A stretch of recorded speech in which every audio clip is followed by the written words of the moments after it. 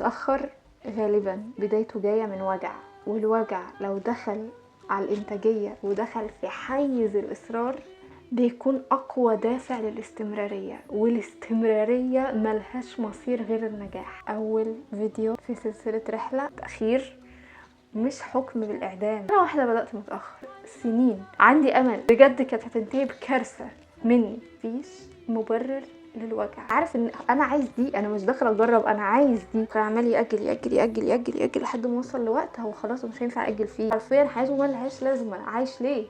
مش هنقعد بقى نجرب ونضيع في وقت. فعلا وهم هيبقوا عارفين نفسهم بيضرب الدنيا جزمه قديمه، واللي يحصل يحصل. حارب على شرفي. امتى ممكن يبقى كل حاجه في حياتك مثاليه؟ مش سهل يضحك عليك. ترزع على الباب، مش تخبط هتكسره على دماغ الناس اللي قاعدين وراه. تبدا وتستمر. النتائج كده كده جايه وبتاعت ربنا، هتيجي في وقتها اللي ربنا كاتب لك ان هو تيجي فيه. انا مبسوطه قوي ان انتوا هنا.